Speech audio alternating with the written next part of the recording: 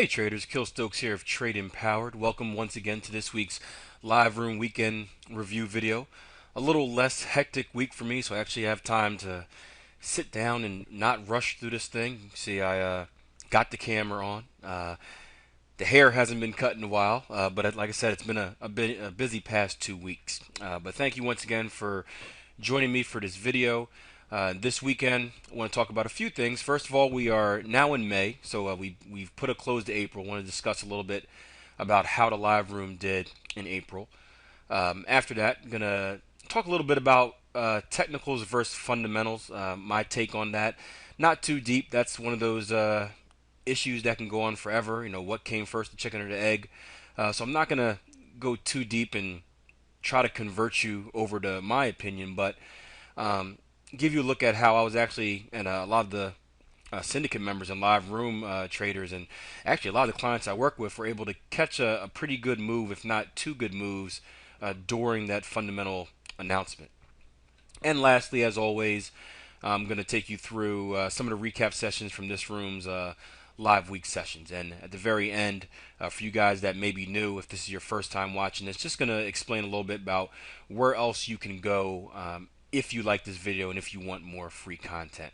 So let's first talk about how April went. April was a good month. It was our best month so far in the live room. I was able to bring out a 7% return, so not a real big home run month. We're not looking at 20% returns or 30%, nothing like that, but a nice 7%.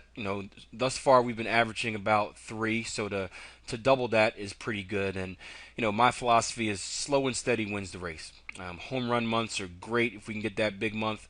But more so, if you're serious about trading, if this is your business, we're just looking for slow, steady, consistent returns. And if we can do that month in and month out without losing money, without going to any big drawdowns, then, we're on the right path. Last year, I was able to return about 44%, 46% in the live room. And comparing this year to last year, we're about on the same track, which is a good sign. Maybe a little bit below, but hey, if I can do anywhere close to that, again, I'll be a very happy trader, and my bank account will be very happy, and I'm sure my wife will be very happy as well. So a good month, nothing too special at it, no real big super trades, normal win percentage, still looking at around 50% for the win percentage, and just slowly banging out these pips. One thing I do want to share you is this is what I like to track: change in equity. And a lot of people are worried about pips, and we had a nice discussion today in the live room about that. I don't want to say pips mean nothing, but they're not the end all. There's a lot that goes into growing your account, including one of the most important things, which is money management, position size, when do you add. To keep it simple for these live room stats, I don't use a money management strategy, just to keep it black and white. For my other personal accounts, I use a smooth ratio money management system, and you can Google that if you want. I'm not a math genius, so I'm not going to even try to sit here and explain how that's done, but you can Google it. Or if you attended our Technical Trader Summit or workshop, you should have a spreadsheet that automatically does that for you. But the key is, this is what we want to see month to month. We want to see a slow, steady incline, and this is going to spread out as the months go on, because if we're not using a money management strategy, it's going to be harder and harder to change that percentage, which is okay, because again, this is just an example. But one thing that you probably want to avoid by a trader is, or as a trader, is looking too much into details. Looking at how to day to day or trade to trade equity curves. And what I threw down here was a week to week one, just to show you an example. And I don't track my trades week to week. I'm all month to month. Again, that's what matters to me. Month returns a little bit, and really the year end returns are the major thing. But you don't want to get drawn into checking it trade to trade, day to day, week to week, because then your equity curve is going to get choppier and choppier. You're seeing here, we start rolling up, we consolidate, we have a breakout to the downside, and eventually we make new structure highs and then continue our way up. But looking at this can just stress you out as a trader. So again, I recommend looking at the big picture at a minimum. Look at month to month. But again, April was a good month. Last year, May, June, and July were our three biggest months in the live room. So I'm excited about starting May to see if we can replicate that. Um, Now let's talk about this technicals versus fundamentals. Now you guys know I'm a technical trader. I use technical analysis, advanced patterns, ratio, structure, harmonics, all that good stuff. Basically, only one indicator, an RSI and price action. Um, and there's the other side. There's traders that trade fundamental analysis, and there's always the question, well, which has a greater importance? Should I pay more attention to fundamentals or technicals? And really depends on your trading style. But here's how I think of it. I think of technical analysis as being like a GPS, and fundamentals as being the driver. Um, I truly believe that the market is, you know, the market reacts to the technicals. We see stops at technical levels. Structure is key. However, you'll see fundamental announcements or news events that will drive the levels or drive the market to that area. And a great example was this week when we had the interest rate cuts and the ECB press conference. Draghi spoke. And earlier in the week, here's what I did, and I did a great job of on my higher time frame analysis of using my IPDE, identify, predict, decide, execute. And before the announcement came on, I had two things drawn out on my chart. First, I had a potential bat pattern. Looking at my X to A, I had A to B at the time. I believe it was right here. A to B at the time. B to C, and then I had a D completion at an 886 up here. Let me just bring in the Fibonacci real quick so I can show you guys exactly where this order was at. It should be at 63 or something around there.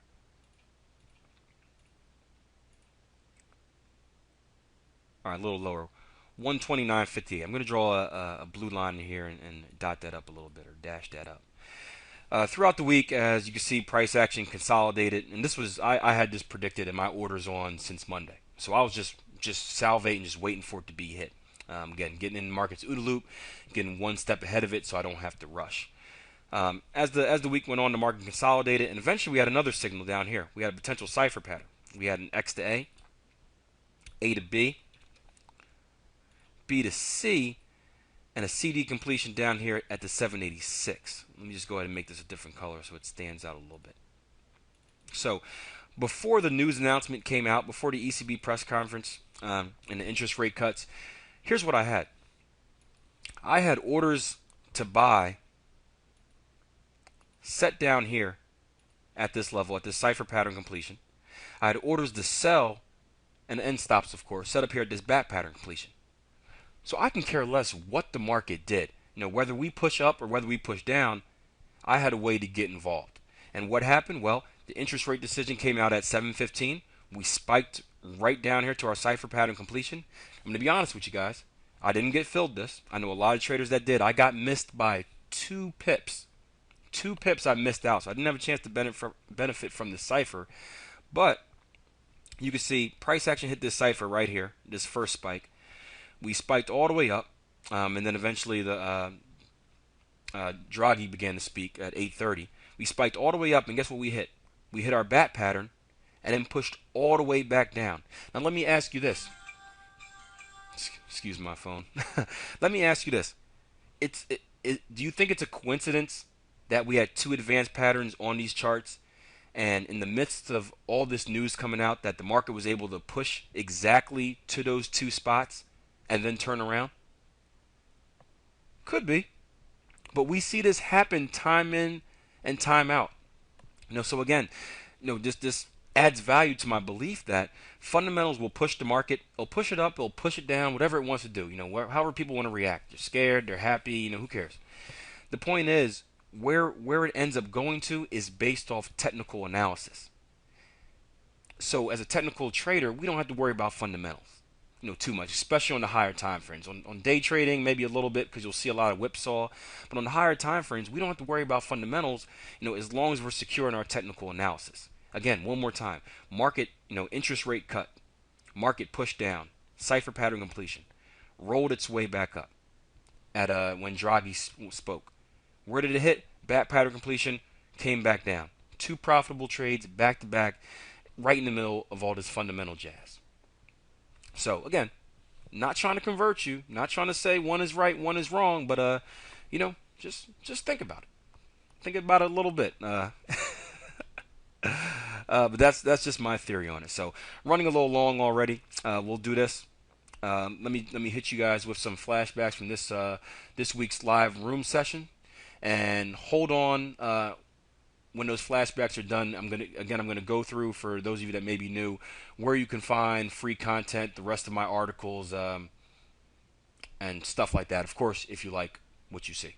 So, as always, traders, take care, plan your trade your plan, and have a great weekend. I'll see you guys in a little bit. And it was actually a pretty busy day. We took 5 trades in the room.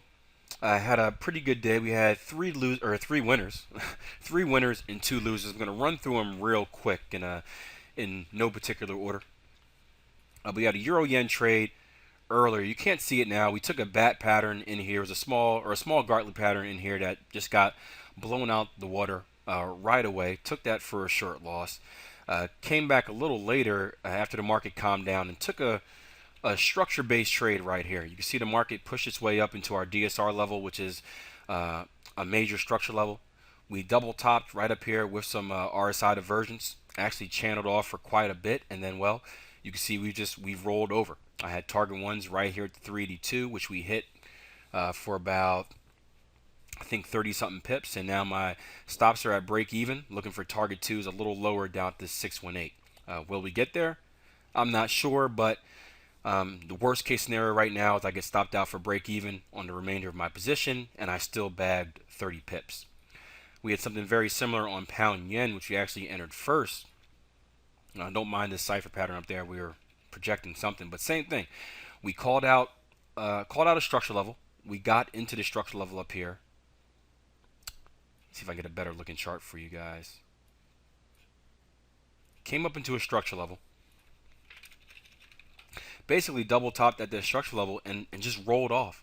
So it's simple. No Fibonacci's, nothing special up here. We came into the structure level. I actually took an L3C entry, so lower low, lower close entry. And, well, we came down to hit some pretty big target ones for about, I think, 45 pips, and got stopped out for trail stops, which were another 30 pips on top of that. So another nice trade there as well. Pound dollar. We had a 26.18 trade earlier, so another structure-based trade. And you can see the market had double bottomed at a pretty good structure level. If we just zoom out and look left, you can see 1, 2. Market's held that level 2 times already. We've come down. We've double bottomed. We had some RSI divergence. As soon as we entered the class, we can see that the market had pushed up above the peak of this double bottom and had came back down to retest. So I entered an aggressive trade at market on the retest of this double bottom. Came into a 618 as well, which is going to be a 26.18 trade, and, well, we took this trade long, and, well, you can see what happened. It ended up pretty good. So big day fundamentally today. We had the ECB press conference, or the big news release this morning before the markets hit about 7:45, and then we had Super Mario, aka Machine Gun Draghi, talking at 8:30 today. So we're very cautious when looking for opportunities to trade. We did catch one right away. Well, we had 3 opportunities today in all. You can see I'm in euro dollar right now. We had a double bottom at a structure level that I'm in right now at about break even. You can take a look at we talked a little bit about risk rewards and how to set that up in your favor, but not really much to talk about in that trade. 2 other trades, 1 winner, 1 loser. They're both basically the same, and I'm going to go ahead and show you what we looked at. Structure-based trades, and there we go.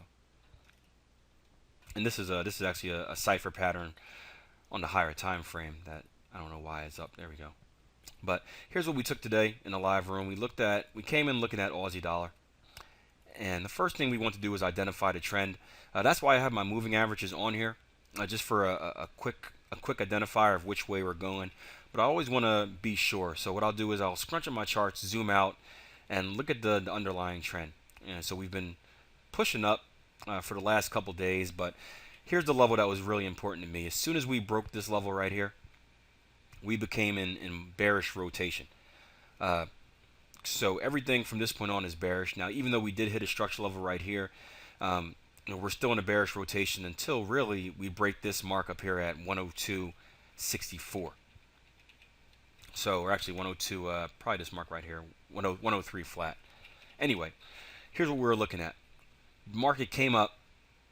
We had our initial high. You can see the RSI did go overbought. We retraced, came back up to retest, giving us a double top with RSI divergence. This was all before the room opened. We retraced one more time, came up again, giving us triple top highs with even more divergence on the RSI. We then retraced, breaking the valley of our triple tops, setting us up for a potential 2618 trade or a trend continuation type deal. And we spiked up one more time to a kiss of death and a kiss of death. There we go. Entry, where the market retested this. We tried 3 times, spiked down and came back up for one last chance. That's why we call it kiss of death, because in most cases when this happens, the market just kisses it and then just dies. And well, we caught this whole move. Now, because I really wasn't confident in the market extending any further down, what I decided to do was take both targets off at this original area, which, well, in hindsight, proved to be a very good call, because the market would have came up and most likely stopped us out for break even, or maybe a few pips. So a quick trade on Aussie dollar. We got in, we got out, we got about 56, probably about 60 pips of profit, and then we called it a day. Now later on, we did have a similar trade set up on Euro Yen, which didn't pan out in our favor, so we lost a few pips on there. Probably about looks like 20 or so, maybe 22. So times that by 2, because we're losing a full position. So 2 trades, about 44 lost on Euro Yen, about looks like 60 something gained on Aussie dollar. So still in the plus, still in the profit for the day so far, and 1 trade still left on the board.